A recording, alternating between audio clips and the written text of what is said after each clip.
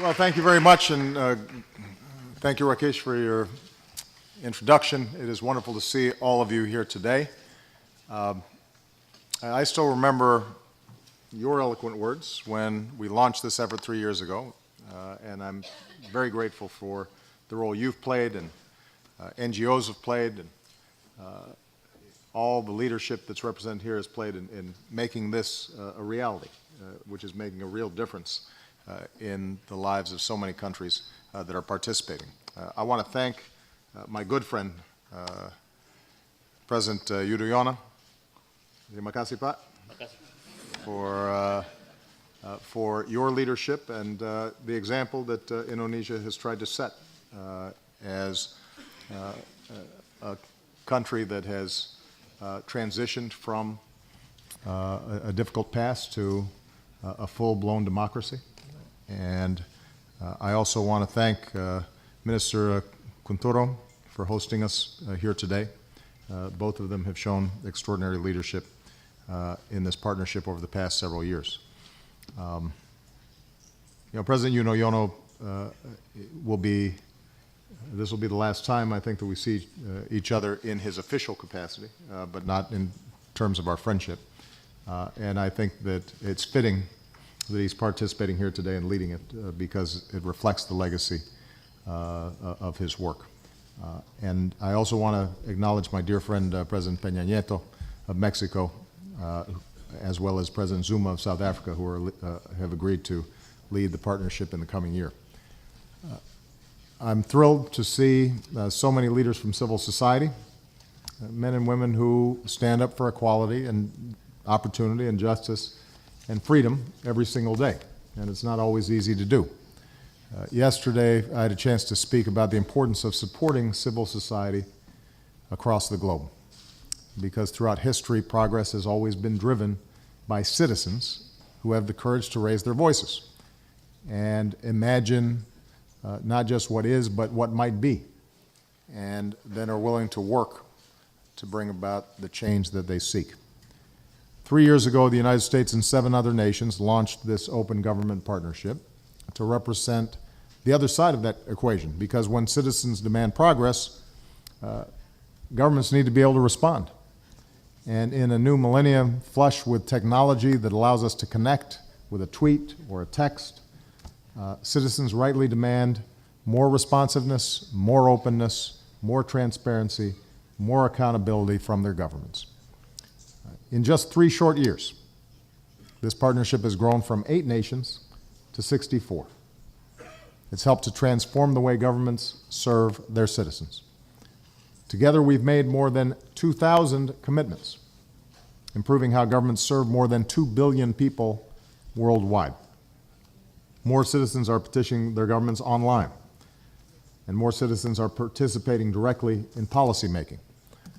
More entrepreneurs are using open data to innovate and start new businesses. More sunlight is shining on how tax dollars are spent.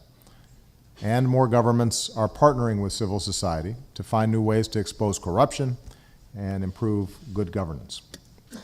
Here in the United States, we've been trying to lead by example. We're working to open up and share more data with entrepreneurs so they can pursue the new innovations and businesses that create jobs.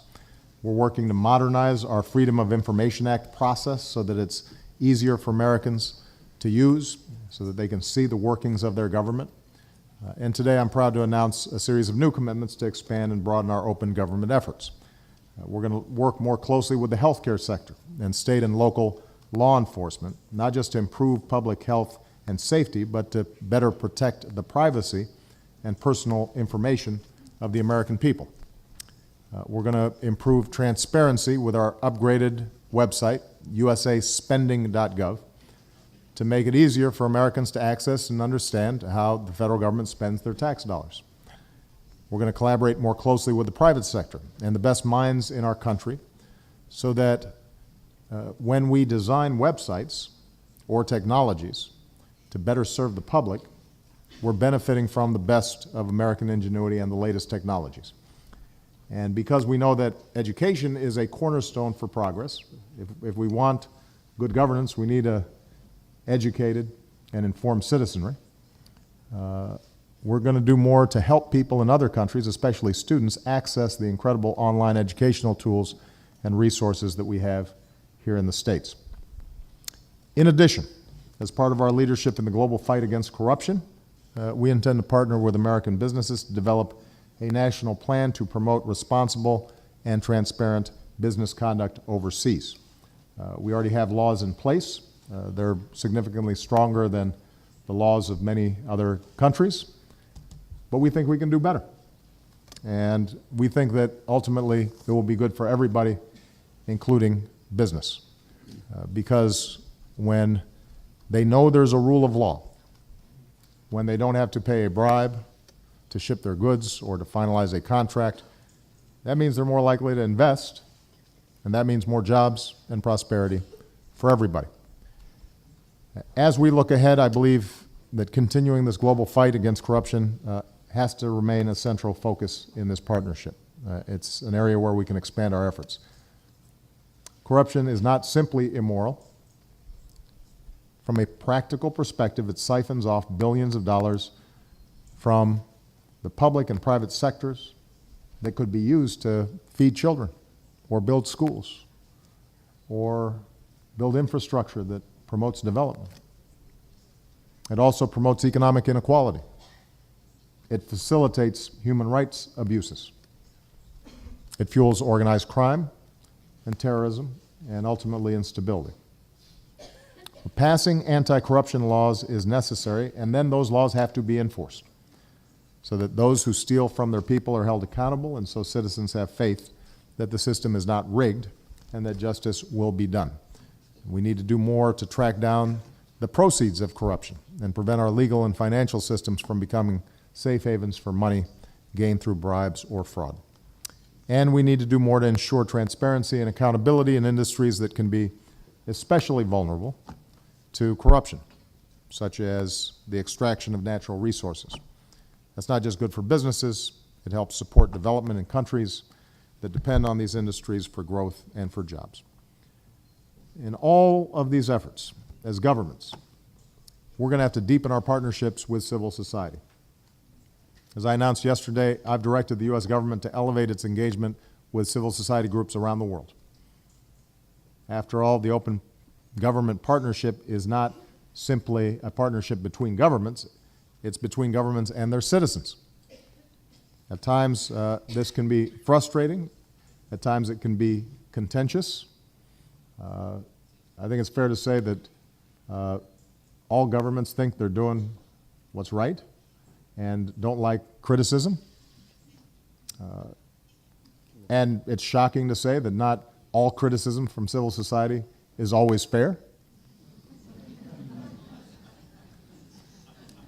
But as leaders, making our governments more open does mean that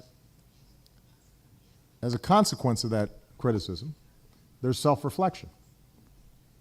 And it means that questions are asked that might not have otherwise been asked. And that groupthink doesn't develop inside of a government. And that people don't start as easily rationalizing behavior that, if shown in the light of day, people would object to.